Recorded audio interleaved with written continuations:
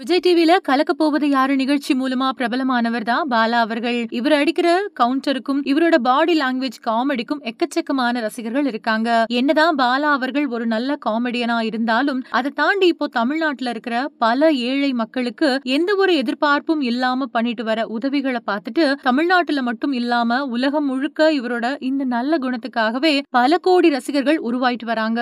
மேலும் இதை தொடர்ந்து பாலா அவர்கள் இப்போ தமிழ் சினிமாவில காந்தி கண்ணாடி அப்படின்ற படம் மூலியமா ஹீரோவா அறிமுகமாக இருக்கிறாரு. இந்த படம் வரப்போற 5ஆம் தேதி வெளியாக இருக்கிற நிலையில ரீசெண்டா இந்த படத்தோட ஆடியோ லான்ச்ச ரொம்பவே பிரம்மாண்டமா நடத்திருந்தாங்க. அதுல பல பிரபலங்கள் பாலாவை பத்தி ரொம்பவே பெருமையா பேசும்போது பாலா அவர்கள் ஒருத்தரை பத்தி ரொம்பவே எமோஷனலா பேசியிருக்காரு. அப்படி என்ன சொல்லிருக்காருன்னா, இந்த இடத்துல நான் ஒருத்தரை பத்தி பேசணும், இல்லனா தப்பாயிடும். முதல்ல இந்த படத்தோட ஆடியோ லான்ச் ஃபங்க்ஷனை பண்ண போறதா சொல்லும் போது நான் தான் ஆங்கரிங் பண்றதா இருந்துச்சு. ஆனா எங்க டீம் நீங்க பண்ண வேணாம், உங்களுக்காக ஒருத்தர் பண்றதா சொல்லி இருக்காங்க அப்படின்னு சொன்னாங்க.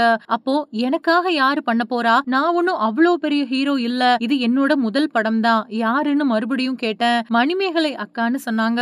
ஆனா ஒரு கண்டிஷன் போட்டாங்களாம். அது என்னன்னா, பேமெண்ட்னு மட்டும் எதுவும் பேசாதீங்க, காசு கொடுத்தா வரமாட்டேன், நான் பாலாவுக்காக தான் பண்றேன் அப்படின்னு சொன்னதா சொன்னாங்க. அந்த அன்புக்கு எவ்வளவு நன்றி சொன்னாலும் பத்தாது. உண்மையிலேயே மணி அக்கா ரொம்பவே நல்லவங்க, அவங்க குணம் யாருக்கும் வராது அப்படின்னு ரொம்பவே எமோஷனலா சொல்லிருக்காரு. மேலும் இப்போ இந்த ஒரு விஷயம் தான் சமூக வலைதளங்கள் முழுக்க வைரலா பரவிட்டு வருது. சோ இந்த வீடியோவை பார்த்துட்டு இருக்கிற நீங்க பாலா சொல்லியிருக்கிற இந்த விஷயத்தை பத்தி என்ன நினைக்கிறீங்க அப்படின்னு உங்களோட கருத்துக்களை கீழே உள்ள கமெண்ட் செக்ஷன்ல ஷேர் பண்ணுங்க. மேலும் இது போன்ற பல முக்கியமான செய்திகளை தெரிஞ்சுக்க நம்ம சேனலை மறக்காம சப்ஸ்கிரைப் பண்ணுங்க.